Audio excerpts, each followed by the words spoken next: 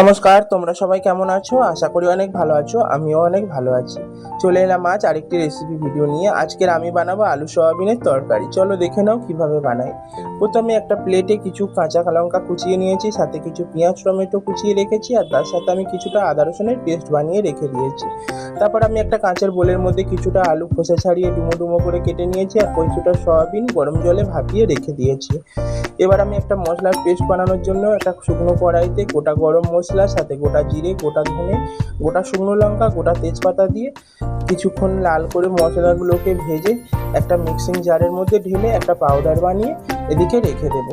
তারপরে কড়াইতে তেল দিয়ে তেলটা গরম হয়ে গেলে ওর মধ্যে কেটে রাখা আলুগুলোকে দিয়ে একটু সামান্য হলুদ গুঁড়ো আর লবণ দিয়ে উল্টে পাল্টে লাল করে ভেজে আলুগুলোকে একটা প্লেটে তুলে রেখে দেবো।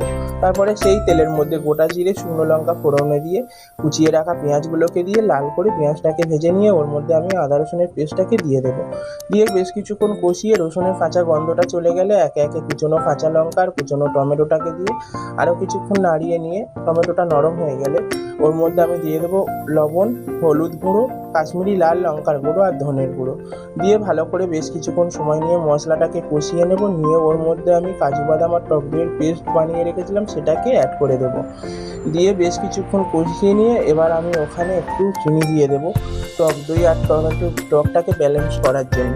তারপরে ভালো করে মশলাটাকে কষিয়ে নিয়ে ওর মধ্যে আমি ভাপিয়ে রাখা সয়াবিনগুলোকে দিয়ে বেশ কিছুক্ষণ সময় নিয়ে সয়াবিনটাকে কষাবো। 5 থেকে 6 মিনিট সময় নিয়ে সয়াবিনটাকে কষিয়ে নিয়ে ওখানে আমি অ্যাড করবো ভেজে রাখা আলু।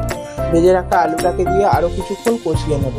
এবার ওখানে আমি একটু যে মশলাটাকে ভেজে রেখেছিলাম সেটাকে দিয়ে আরও কিছুক্ষণ নাড়িয়ে 2-3 মিনিট মতন ওখানে আমি পরিমাণ মতন জল অ্যাড করে দেবো। জলটাকে দিয়ে সমান করে নাড়িয়ে নিয়ে একটা কিছু চাপা দিয়ে 10 মিনিট মতন ভাপে রেখে দেবো। তারপরে ঢাকনাটাকে খুলে সব কিছু সিদ্ধ হয়ে গেলে ওপর থেকে একটু ভাজা মশলা ছাড়িয়ে নামিয়ে নিলেই রেডি আলু সয়াবিনের তরকারি। রেসিপিটি কেমন লাগলো? ভালো লাগলে লাইক কমেন্ট শেয়ার করো। আর আমার রান্নার ভিডিওগুলো যদি ভালো লাগে সুচন্দনের রান্নাঘর পেজটিকে ফলো করো, ইউটিউব চ্যানেলটিকে সাবস্ক্রাইব করে পাশে থেকো। টাটা।